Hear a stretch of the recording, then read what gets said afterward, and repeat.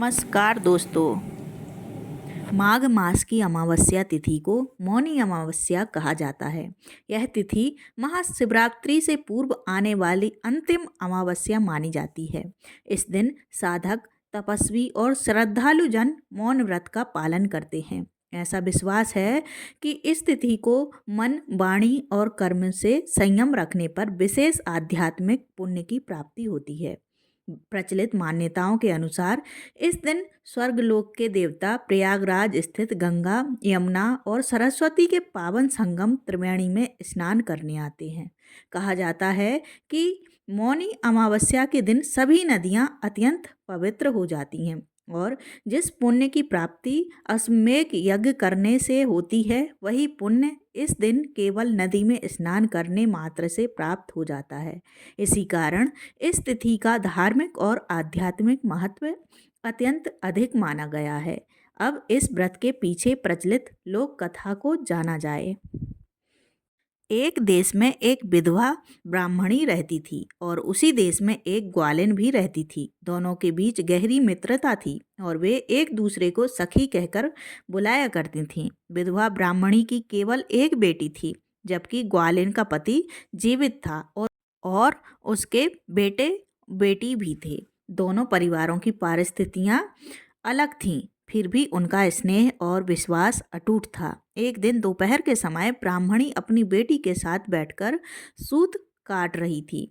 उसी समय एक भिक्षुक भिक्षा मांगने वहां आ पहुंचा। जब ब्राह्मणी की बेटी भिक्षा देने के लिए उठी तो भिक्षुक ने उसे ध्यान से देखा और अनजाने में ही उसके मुख से निकल पड़ा, हाय भगवान, इतनी सुंदर कन्या के भाग्य में भी वैधव्य का दुख लिखा है। यह बात सुनते ही ब्राह्मणी के पैरों तले जमीन खिसक गई।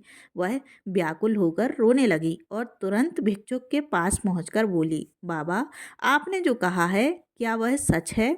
भिक्षुक ने गंभीर स्वर में उत्तर दिया कि यह सत्य है और इस कन्या के भाग्य में यही लिखा है कि विवाह के बाद सुहाग रात के दिन ही इसके पति की मृत्यु हो जाएगी। यह सुनकर ब्राह्मणी का हृदय फटने लगा।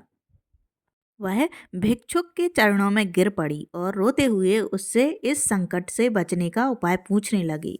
ब्राह्मणी की करुण पुकार सुनकर भिक्षुक ने कहा कि इस अनिष्ट से बचने का एक उपाय है। उसने बताया कि यदि कोई व्यक्ति मौनी अमावस्या के व्रत का फल कन्या के पति के मुख से स्पर्श करा दे तो उसका पति मृत्यु से बच सकता है और जीवित हो उठेगा। परंतु इसके साथ ही उसने यह भी चेतावनी दी कि जो भी व्यक्ति अपना मौनी अमावस्या का व्रत फल दान करेगा, उसके अपने घर के सभी लोग जहाँ जहाँ होंगे वही मृत्यु को प्राप्त हो जाएंगे।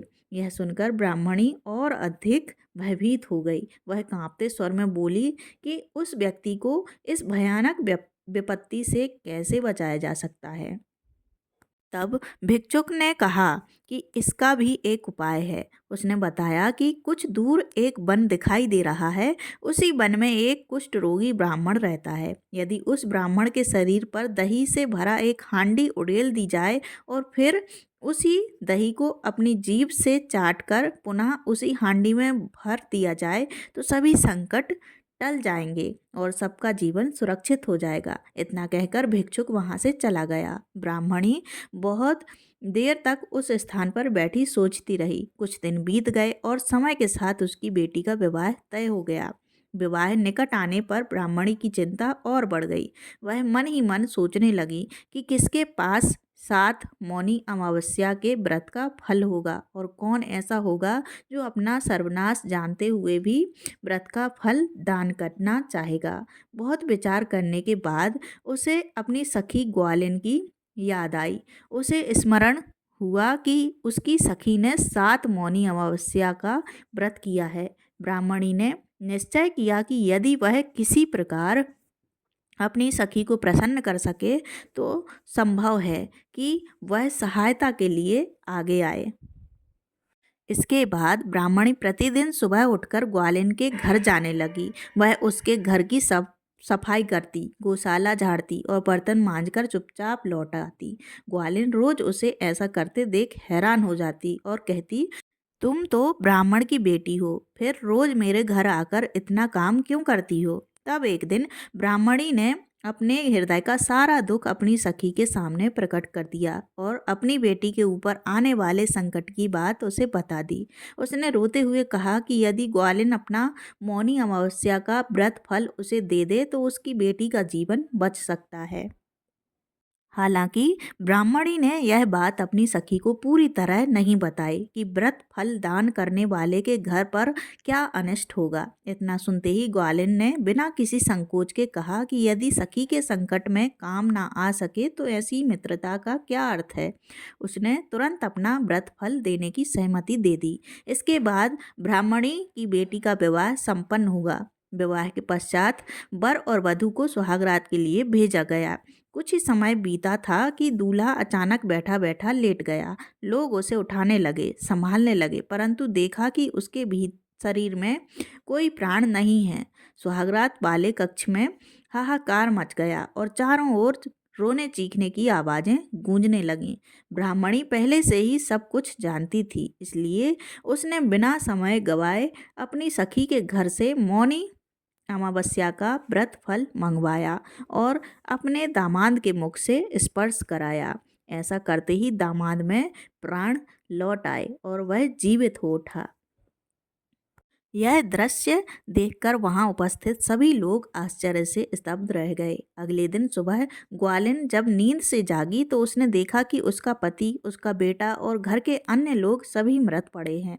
यह दृश्य देखकर वह विलाप करने लगी और रोती बिलखती हुई अपनी सखी ब्राह्मणी के घर पहुंची। उसने सारा वृतांत सुनाया।